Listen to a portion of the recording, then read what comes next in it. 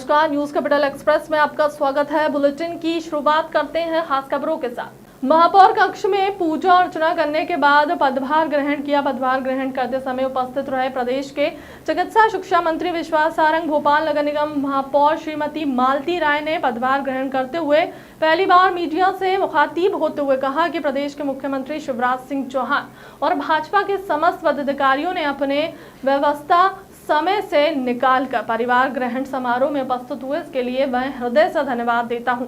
भोपाल के विकास के लिए कहा कि हमारी प्राथमिकता है। आपको बहुत जल्द दिखेगी। भोपाल के 85 पार्षद सब मिलकर विकास का काम करेंगे। नेता प्रतिपक्ष के जवाब में उन्होंने कहा कि हमारे शपथ पत्र की याद दिलाने की आवश्यकता नहीं है, हम अपना शपथ पत्र याद है।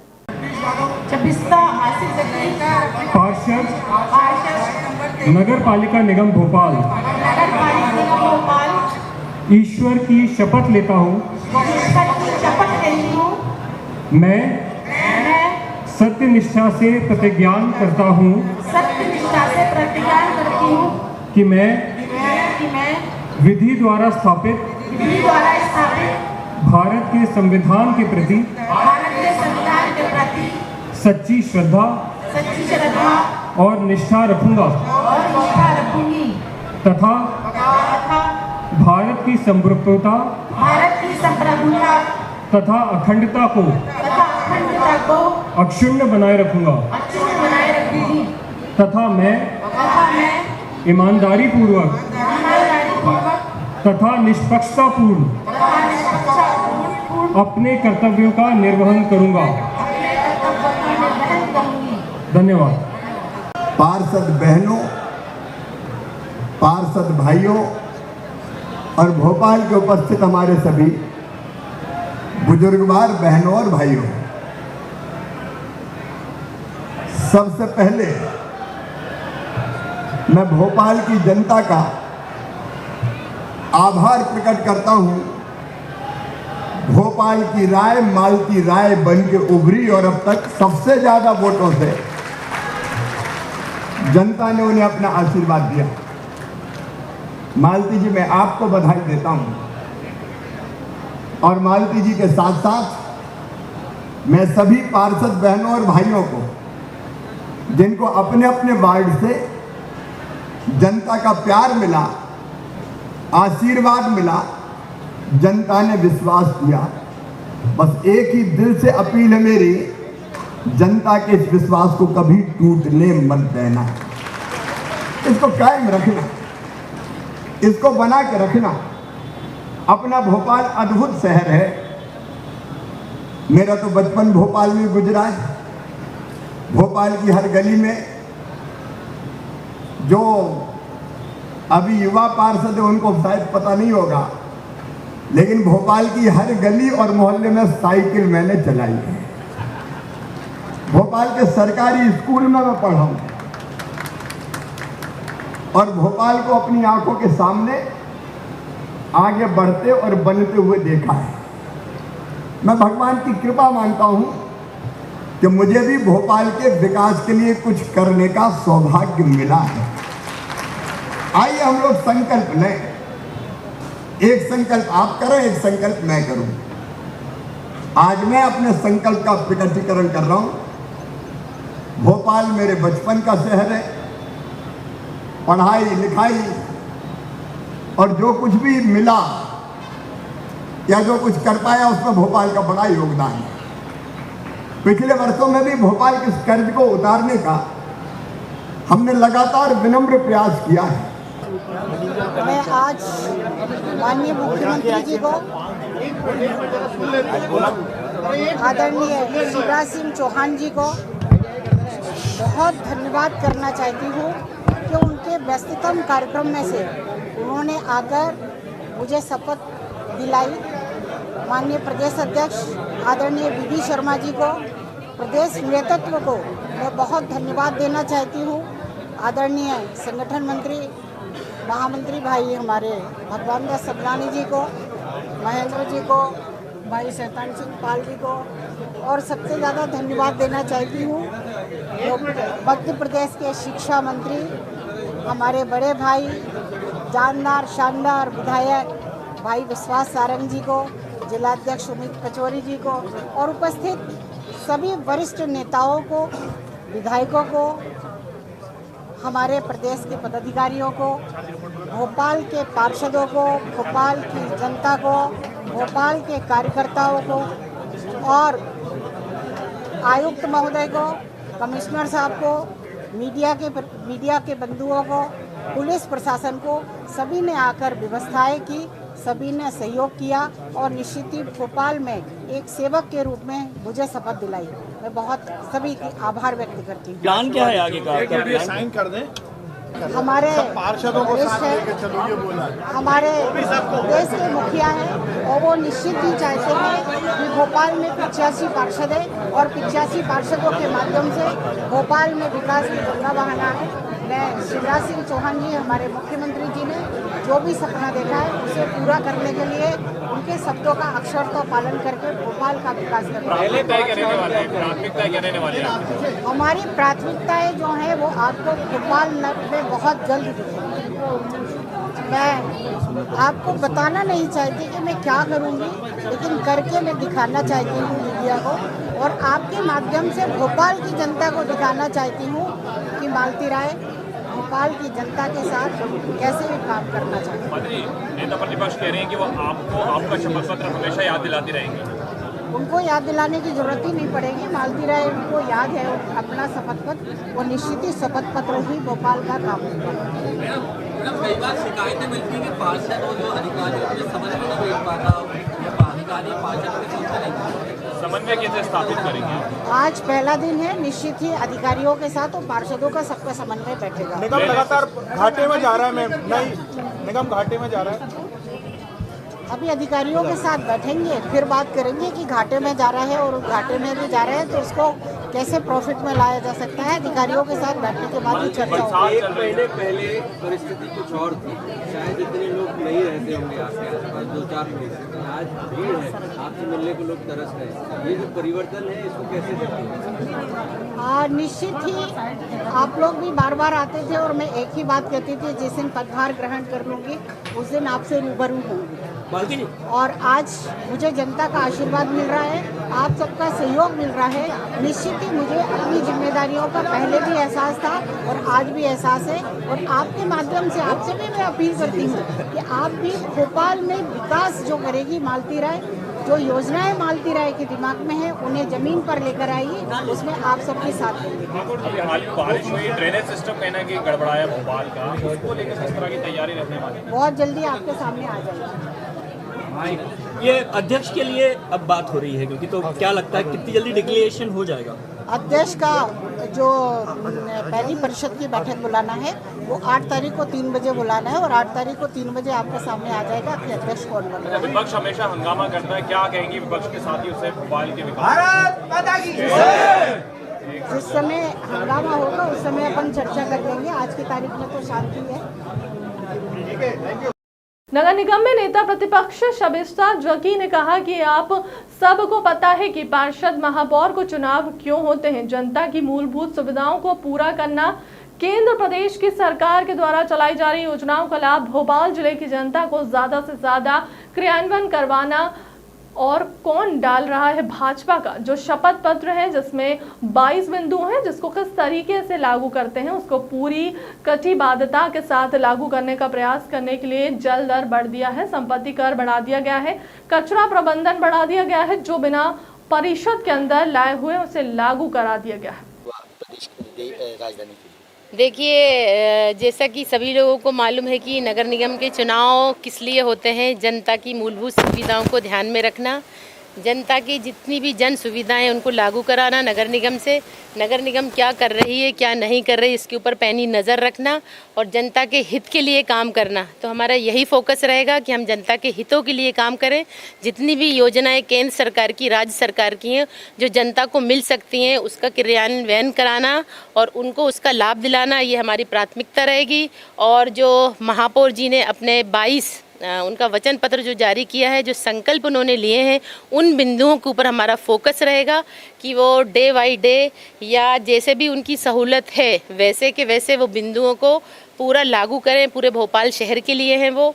और जितने टैक्सेस अभी 2019 से लेकर 22 तक में, जैसे संपत्ति कर बढ़ा दिया गया है, जल दर बढ़ा दिया गया है, कचरा प्रबंधन बढ़ा दिया गया है, और आमोद प्रमोद की जो वस्तुएं हैं उनके ऊपर भी उन्होंने 20%, 10%, 5% बढ़ोतरी कर दी है।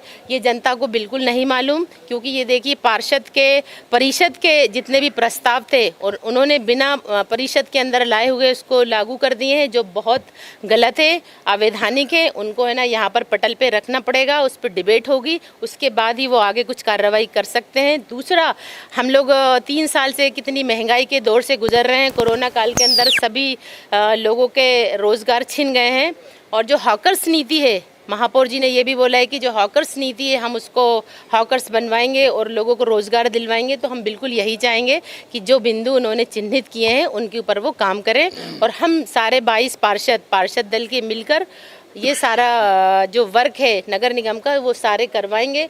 और जो हमारे 3 साल कोरोना काल के अंदर निकल गए हैं, किसी भी वार्ड के अंदर कोई काम नहीं हुए हैं। जो जनता का संपत्ति कर आता है, जल दर आता है, जितने भी टैक्सेस आते हैं, भाई खर्च तो हुए नहीं, तो वो फाइल कहाँ पर बनी और कहाँ पर उसका यूज़ किया गया उस पैसे का। नगर निगम के अंदर ये प्रावधान है कि जो मत जिस व्यवस्था के लिए है उसी व्यवस्था के अंदर और उसी विकास कार्य के अंदर खर्च होगा। फॉर एग्जाम्पल, जैसे शिक्षा उपकर का पैसा है तो वो शिक्षा उपकर के अंदर ही जाएगा, उसको किसी दूसरी जगह नहीं खर्च कर सकते कि आप अपने किसी भी है ना फंक्शन के लिए या कहीं और किसी भी ब्रिज के अंदर लगा दें, तो ये ऐसा बिल्कुल नहीं होगा। उनको भारतीय जनता पार्टी की जो महापौर हैं उन्हें कहने की पूरी तैयारी आप लोगों ने कर रखी है। देखिए, ये तो है ना लॉजिक वाली बात है, प्लस ये तो है ना एक वैधानिक बात है, ये घेरने की बात नहीं है, क्योंकि ये तो उन्होंने भी कहा है कि नगर निगम के अंदर नगर निगम का काम होना चाहिए। जनता की सुविधाओं के लिए ही नगर निगम महापौर और पार्षदों को चुना जाता है, तो वो पुराना हिसाब भी उनको भी मांगना चाहिए। आपको याद होगा कि महापौर जी ने जब शपथ अपना नॉमिनेशन फॉर्म भरने जा रही थी तो उन्होंने ये कहा था कि हम है ना भ्रष्टाचार दूर करेंगे नगर निगम से। तो मैं चाहूँगी कि वो 3 साल के अंदर क्या वर्क किया गया है, क्या हर वार्ड के अंदर जो जनता का काम होता है, विकास कार्य, क्या नगर निगम की संपत्ति कर या जितने भी टैक्सेस आते हैं उससे हुआ या नहीं हुआ है, ये उनको देखना बहुत जरूरी है। हम लोग सब मिलकर देखेंगे। स्वतंत्रता आंदोलन में मुस्लिम धर्म गुरुओं की भागीदारी के विषय पर विभिन्न चौराहों पर बच्चों की प्रतियोगिता का कार्यक्रम पिछले 10 वर्षों से मध्य भोपाल में किया जा रहा है। इसी क्रम में इस वर्ष भी साप्ताहिक कार्यक्रम आयोजित किया गया। 7 से 14 अगस्त तक यह कार्यक्रम किया जाएगा आरिफ मसूद में। 15 अगस्त के 75वें वर्ष में हम लोग देश की जनता को जहां मुबारकबाद देंगे, जश्न मनाने की अपील करेंगे, वहीं बढ़ती हुई नफरत फैलाने वालों के सामने आईना रखने का प्रयास लगातार 10 वर्षों से कर रहे हैं। ये 10वां वर्ष होगा। जो अल्फाज मैंने कहे कि लगातार नफरत फैलाने वालों के खिलाफ प्रयास, वो इसलिए कहा कि आज मुल्क के अंदर समाज के नाम के, धर्म के नाम पर बांटने का प्रयास हो रहा है, जबकि सच्चाई ये है कि देश की आज़ादी की लड़ाई सबने मिलकर लड़ी और सबने मिलकर एक लाइन से तय करा कि इस देश को अंग्रेज़ों से आज़ाद कराना है, ग़ुलामी से आज़ाद कराना है। और उसमें मुस्लिम समाज के वो धर्मगुरु जो उलेमा सबसे ज़्यादा उस समय के दानिश्वर थे, उन सब ने बढ़ चढ़ कर उस आंदोलनों में हिस्सा लिया और उस तहरीक का एक बड़ा हिस्सा बने। और उस तारीख के पन्नों पर जहां उनके नाम दर्ज होना चाहिए थे, नफ़रत की बुनियाद पर वो नाम भी मिटाए गए। नफ़रत की बुनियाद पर वो इतिहास को भी झूठा बताया गया, जिसकी वजह से हमारे बिरादरान वतन हिंदू और मुस्लिम के बीच नफ़रत फैलाने वालों को एक बड़ा मौका मिला। इन तमाम चीज़ों को देखते हुए हमने 10 साल पहले तय करा था कि सच्चाई को सामने लाएंगे और हम अपने मुस्लिम समाज के छोटे छोटे बच्चे, उनको वो नाम याद कराएंगे जो जंग आज़ादी के मुजाहिद थे।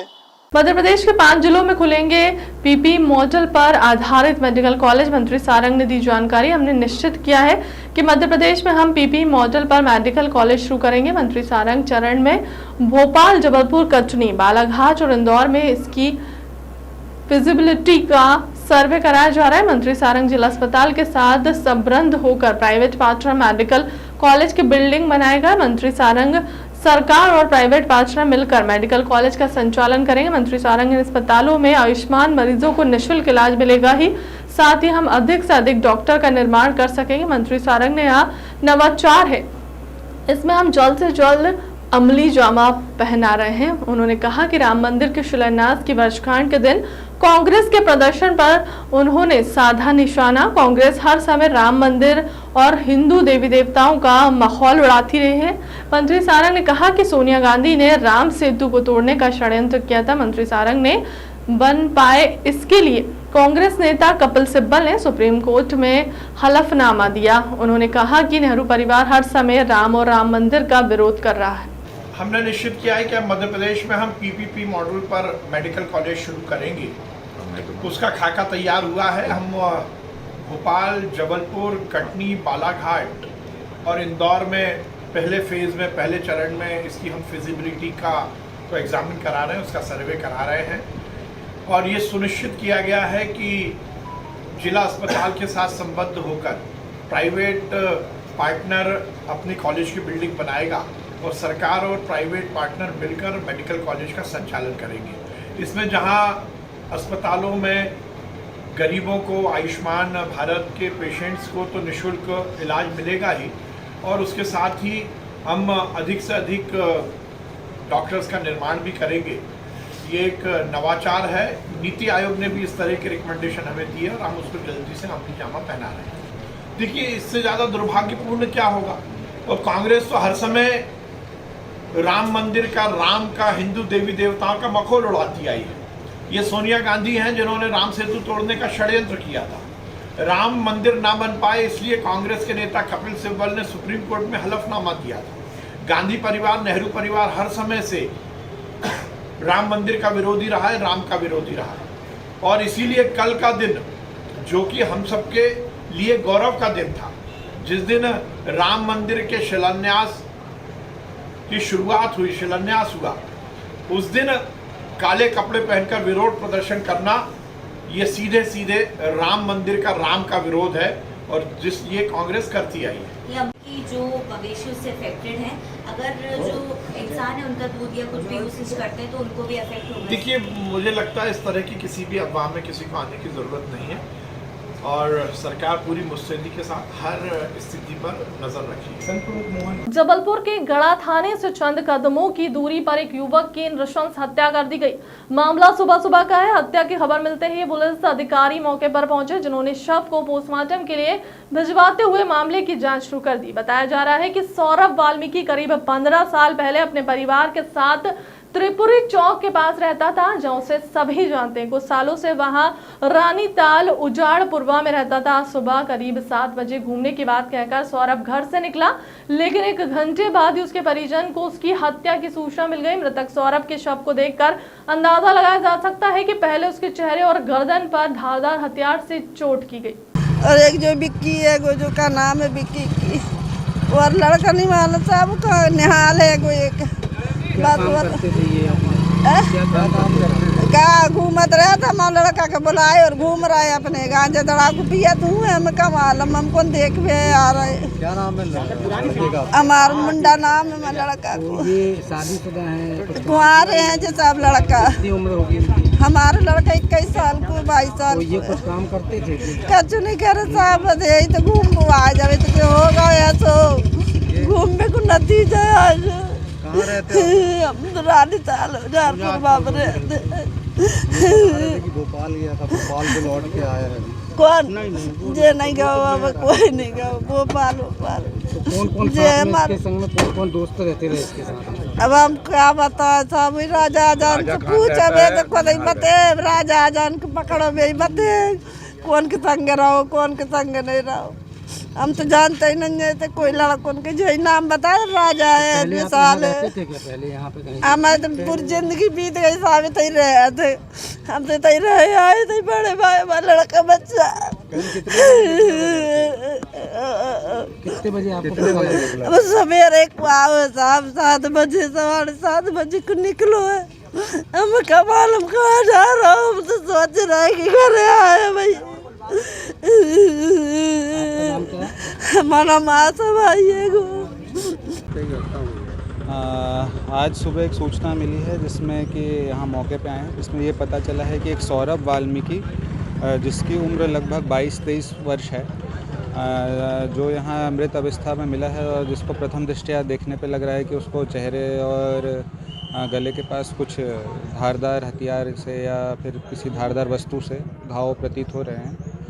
और यहाँ पे सभी FSL team, dog squad team सभी लोग आ गए हैं और घटना को देखने का उसका परीक्षण कर अभी जो शव है उसको PM के लिए रवाना कर दिया गया है। मृतक कहाँ का रहने वाला था? मृतक गढ़ा में 15 वर्ष पूर्व रहता था और उसके पिता की मृत्यु के बाद से वो लोग अब रानी ताल में निवास करने लग गए अपने परिवार के साथ। सर अभी पता चला किसने मारने वाला कौन है, किस वजह से? इसके मामले बारे में अभी तक कुछ भी पता नहीं चला है। प्रथम दृष्टया वही जैसे मैंने आपको बताया कि एक घाव दिखा है उसके गले के पास और उसके गाल पे, तो अब उस पर कौन यहाँ उसके साथ था और किसके साथ उठता बैठता था उसमें पूछताछ करके जो भी मामला होगा उस शीघ्र पंजीबद्ध कर कार्रवाई की जाएगी। भोपाल में करोद पिप्पल चौराहा स्थित हनुमान मंदिर प्रांगण में विगत 30 जुलाई से चल रही 12 ज्योतिर्लिंग पार्थिव शिवलिंग निर्माण का समापन आज भव्य यात्रा के साथ हुआ। यात्रा हनुमान मंदिर पिपल चौराहे से करोद होते हुए ईटखेड़ी नदी में 12 ज्योतिर्लिंग के विसर्जन के साथ समाप्त हुई। यात्रा का स्वागत पिपल चौराहे से ईटखेड़ी तक कई जगह किया गया। यात्रा में ट्राले पर लगी झांकियां मुख्य रूप से आकर्षण का केंद्र रही। कार्यक्रम के आयोजक गौरी शंकर शर्मा काका ने सभी भक्तजनों का सफल आयोजन के लिए धन्यवाद और आभार प्रकट किया। श्रावण महात्म में एक पावन पर्व पर विगत 11 वर्षों से मेरे द्वारा पार्थिव शिवलिंग का निर्माण किया जा रहा है, जो विगत 11 वर्षों से हो रहा है। और इस वर्ष भी उसी कार्यक्रम में आज भूत भवन भगवान भोलेनाथ की बारात निकल रही है। लगभग 1.25 करोड़ शिवलिंग का हमने निर्माण किया है और हिंदू धर्म में भगवान के प्रति और धर्म के प्रति आस्था रहे, इसी कामना के साथ भोलेनाथ के आज विदाई समारोह। हर हर महादेव, हर हर शंभो। 2022 को 12 ज्योतिर्लिंग की प्राचीन खेड़ापति हनुमान मंदिर पीपल चौराहे से भव्य शोभा यात्रा निकाली गई, जो श्री भोलेनाथ के परम भक्त श्री गौरी शंकर काका द्वारा आयोजन रखा गया था। उसकी आज 7वें दिन समापन और 12 ज्योतिर्लिंग की शोभा यात्रा निकाली जा रही है। उसमें सभी नरेला विधानसभा के जनता जनार्दन ने जो सहयोग दिया है उसके लिए बहुत बहुत धन्यवाद एवं बेंदेल परिवार उसका आभार करता है। और सभी धर्म प्रेम बंधुओं को हम इसके लिए बहुत बहुत धन्यवाद देते हैं। शिवलिंग का निर्माण किया आज भव्य शोभा यात्रा के साथ उनका आज ईटखेड़ी नदी पर विसर्जन एक भव्य आयोजन रखा गया। संपूर्ण ब्राह्मण समाज का स्वागत करते हैं। ब्राह्मण समाज के द्वारा लगातार इस प्रकार के कार्यक्रम आयोजित किए जाते रहे, क्या संदेश देना चाहेंगे? सावन का महीना है, ये कार्यक्रम मान्य काका जी द्वारा हर साल हो जाता किया जाता है।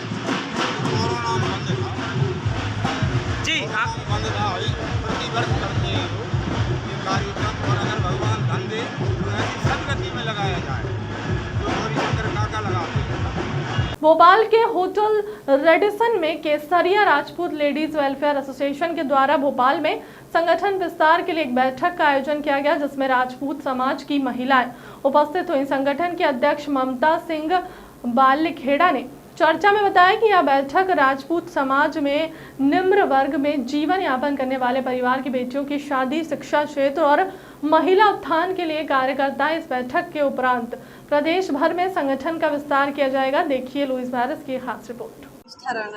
ट्रेजरर केसरिया राजपूत लेडीज क्लब इंदौर। हम लोग यहाँ पर भी अपने बहनों को, अपनी जितनी राजपूत लेडीज है उन सबको जोड़ना चाह रहे हैं। सभी एकजुट हो जाए और एक कोई भी काज अच्छे से कर पाए। हम सब उन लोगों को एक प्लेटफॉर्म दे रहे हैं कि वो अपना कुछ भी टैलेंट है वो वहाँ पर लाए और एग्जीबिशन वगैरह में। लेडीज अभी तक सिर्फ घूंघट में ही रहती थी, बाहर नहीं निकल पाती थी। अब उनका संस्कार जो भरे हुए बाहर निकाले, हम सब एकजुट मिल के रहे। जैसे सबके बहुत सारे क्लब्स बने हुए हैं ऐसे राजपूत क्लब, और हम सोशल वर्क भी कर रहे हैं। सोशल वर्क चैरिटीज़ भी है और जो गरीब बच्चे हैं उन लोगों को पढ़ाई वगैरह में भी हमारा क्लब हेल्प करता है। और वृद्धाश्रम में भी हम लोग जाके चैरिटी करते हैं, बुजुर्गों के इलाज के लिए, खाने के लिए, जो भी उनको ज़रूरत होती है। बाकी जो हमारी राजपूत क्लब में मतलब जो लेडीज़ों में जो टैलेंट था वो क्या है कि सबका निकल के बाहर आ रहा है, सबको कॉन्फिडेंस भी मिल रहा है और सब लोग हम लोग एक दूसरे से परिचित भी होते हैं। और हम 7 साल से ये काम कर रहे हैं और अभी हम इंदौर में इसकी ब्रांच, भोपाल में इसकी ब्रांच खोलना चाह रहे हैं।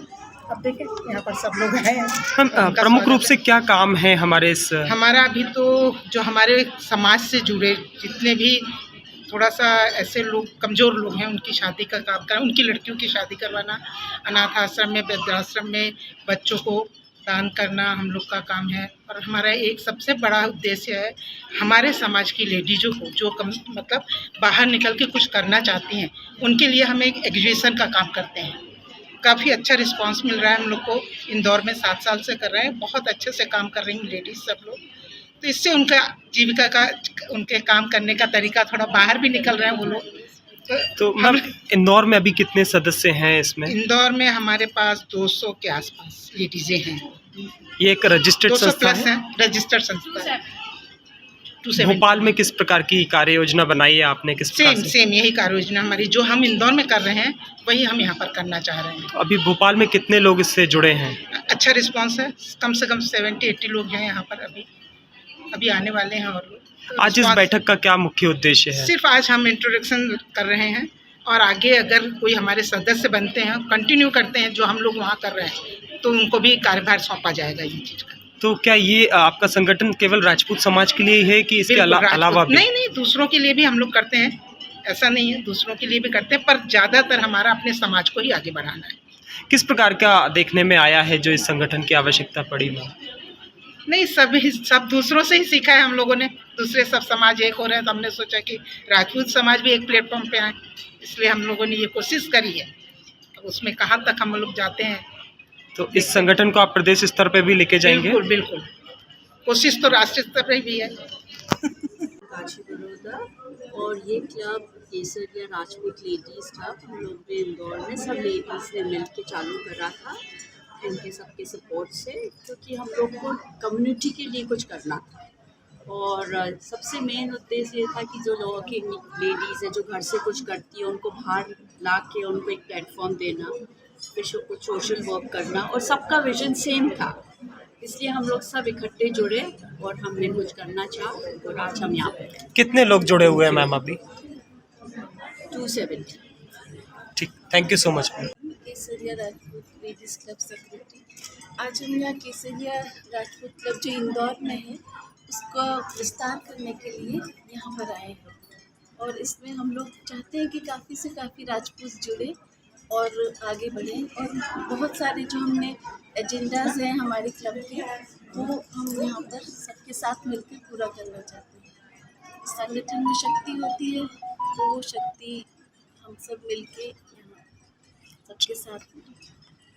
सीनियर क्लब इंदौर की वाइस प्रेसिडेंट हूँ नमिता सिंह, और आज हम यहाँ भोपाल में एकत्रित हुए हैं हमारी क्लब की एक और शाखा को जोड़ने के लिए। हम अपने क्लब के लिए 7 वर्ष से काम कर चुके हैं इंदौर में और हमने एक स्क्रैच से चालू करा था जो आज हम एक अच्छे प्लेटफॉर्म पे पहुंच चुके हैं। और इसका मुख्य उद्देश्य था हमारी राजपूत महिलाएं जो बहुत टैलेंटेड हैं उनको एक प्लेटफॉर्म देना, उसके साथ में राजपूत कम्युनिटी के लिए कुछ सोशल कॉज करना। और इसके लिए हमने बहुत सारे इवेंट्स वहाँ पर प्लान करे और जो बहुत सक्सेसफुल रहे और हमें बहुत वहाँ पर सपोर्ट और बहुत आशीर्वाद मिले हैं बड़ों के। और साथ में हमने वृद्धाश्रम के लिए काम करा है, एग्जीबिशन पे प्लेटफॉर्म दिया है टैलेंटेड लेडीज़ को। उसके साथ में हमने यूनिफॉर्म, बुक्स, ये सभी हम एक साल में एक सोशल इवेंट प्लान करते हैं और उसको बहुत सक्सेसफुली अभी तक करते आ रहे हैं। और वही सब हम यहाँ भोपाल में भी स्टार्ट करना चाह रहे हैं ताकि एक राजपूत समाज को एक अच्छा सबूत, सहारा और सोशल कॉज करने का एक कारण मिल सके। इसमें सभी समाज की कन्याओं को लिया जाएगा? सिर्फ राजपूत कन्या। मैडम, राजपूत समाज वैसे ही सक्षम है तो सक्षम नहीं है, बहुत सी जगह ऐसे जो गरीब राजपूत थे पर वो पीछे ही रह जाती, तो उनको सपोर्ट कर रहे हैं। उसको ना जॉब मिल पाता है, ना वो कहीं सामाजिक ज़्यादा प्रतिष्ठा पा पाता है, तो उसको आगे लाने के लिए सारे सब काम करते हैं। ठीक है मैम, आपका नाम बता दीजिए। नीतू राणा। आपका मैम? भोपाल के करोद में श्री चंद्रमौलेश्वर महादेव और शिव परिवार की प्रतिमा का प्राण प्रतिष्ठा महोत्सव का आयोजन तिवारी परिवार के द्वारा किया जा रहा है, जिसमें बड़ी संख्या में श्रद्धालु उपस्थित थे। प्रथम दिवस के अवसर पर भव्य कलश यात्रा का आयोजन किया गया। लगातार कई दिनों तक चलने वाले इस कार्यक्रम में सैकड़ों की संख्या में श्रद्धालु उपस्थित होंगे। 10 अगस्त को प्राण प्रतिष्ठा के साथ कार्यक्रम का समापन होगा। देखिए लुइस मॉरिस की खास रिपोर्ट। जी महाराज, आज एक भव्य कार्यक्रम का आयोजन किया जा रहा है, प्राण प्रतिष्ठा का आयोजन है, किस प्रकार से पूरी रूपरेखा है? जी, हम सब लोग बड़े भाग्यशाली हैं। यहाँ पर ये पहले भैरव बाबा जी का मंदिर था केवल। यहाँ पर भगवान शिव के आशीर्वाद से, उनकी प्रेरणा से हमारे जो इस मंदिर को बनवाने वाले हमारे प्रमुख यजमान जी हैं तिवारी जी परिवार, उनके सहयोग से और सबके सहयोग से यहाँ पर भगवान चंद्रमौलेश्वर महादेव का दिव्य भव्य मंदिर का निर्माण किया गया और फिर यहाँ पर शिव परिवार और शिवलिंग की प्रतिष्ठा हो रही है। और ये भगवान जो शिव जी हैं उनका नामकरण चंद्रमौलेश्वर महादेव के ऊपर रखा गया है। और यहाँ पर 5 दिनों तक ये प्रोग्राम चलेगा। 5 दिवसीय ये आयोजन है और इसमें नित्य रोज नए नए प्रोग्राम कार्यक्रम होते रहेंगे। पहले दिन आज कलश यात्रा, भव्य कलश यात्रा यहाँ पर हुई। मेमोरियल हॉस्पिटल के पास शिव शक्ति मंदिर है, वहाँ से ये कलश यात्रा प्रारंभ हुई और भव्य कलश यात्रा जिसमें विशाल जन समुदाय ने, शिव भक्तों ने यहाँ पर आकर के इस कलश यात्रा को पूर्ण और सफल बनाया। लगभग कितनी संख्या में श्रद्धालु यहाँ उपस्थित हैं? लगभग हजारों संख्याओं में यहाँ पर श्रद्धालु थे। आज कलश ही केवल 108 थे और जो अन्यत्र श्रद्धालु थे वो कम से कम हजारों। और भी प्रतिमाओं की स्थापना होगी, प्राण प्रतिष्ठा होगी, की स्थापना होगी जिनका नाम चंद्रमौलेश्वर महादेव है और शिव परिवार की भी स्थापना होगी। क्या संदेश देना चाहेंगे श्रद्धालुओं को? श्रावण का सुंदर सा मास है, इसमें भगवान शिव की पूजा करने से सब सर्वत्र यश विजय सब कुछ प्राप्त होता है।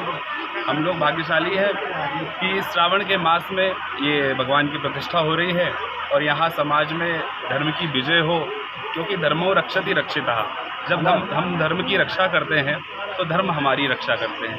यही हमारा सबका सबसे संदेश यही है कि सभी लोग बढ़ चढ़ कर आएँ और 5 दिवसीय इस कार्यक्रम को पूरी तरह से सफल बनाएं। फिलहाल के लिए अब तक की खबरों में इतना ही। देश दुनिया की तमाम बड़ी खबरों के लिए बने रहे हमारे चैनल के साथ। नमस्कार।